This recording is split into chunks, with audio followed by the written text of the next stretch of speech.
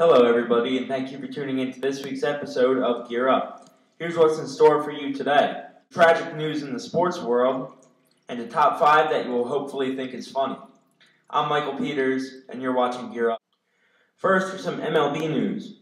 Major League Baseball's new collective bargaining agreement will include blood testing for human growth hormone, sources confirmed to ESPN the magazine's Buster Olney.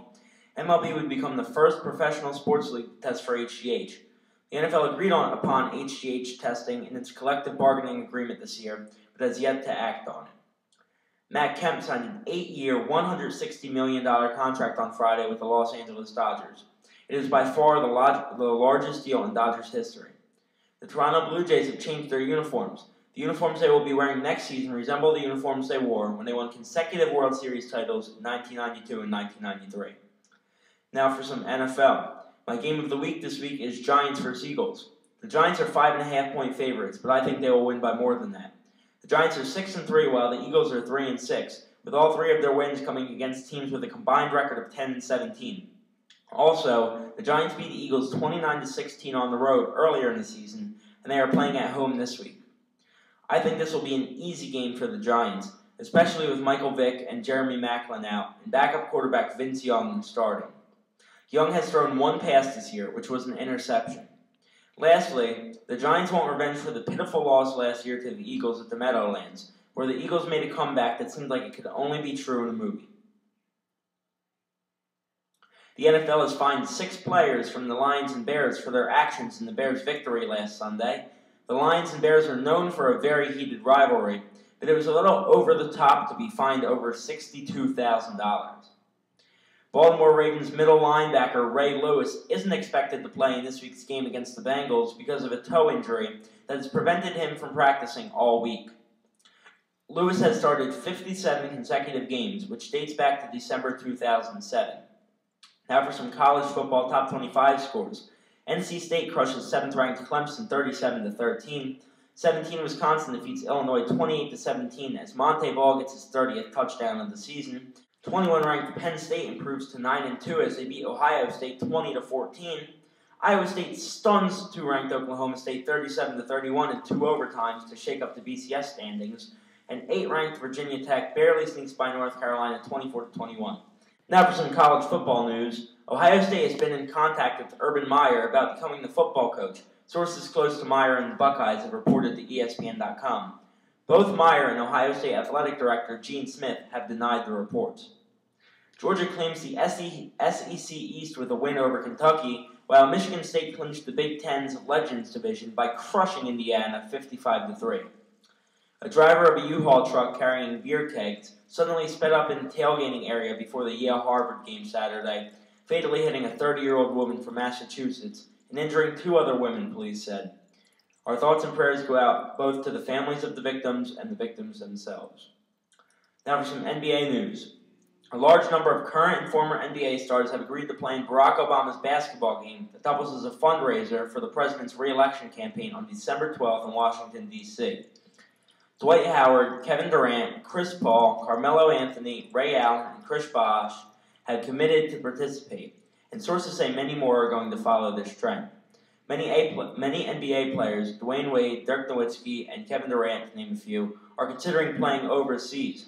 The NBA lockout has been going on for almost 5 months, and NBA Commissioner David Stern and NBA Players Association Executive Director Billy Hunter both said the 2011-2012 NBA season is legitimately in jeopardy on Monday. The NBA has already canceled games through December 15th. Now for some college basketball news. Presbyterian stuns 20-ranked Cincinnati 56-54 after being down by 15 points. The NCAA has suspended UConn freshman point guard Ryan Boatwright for 6 games because of receiving improper benefits. The infraction reportedly involved the purchase of a plane ticket, while Boatwright, who is expected to see significant action this season as backup to Shabazz Napier, was playing AAU basketball. Some very tragic news in the college basketball and sports world this week.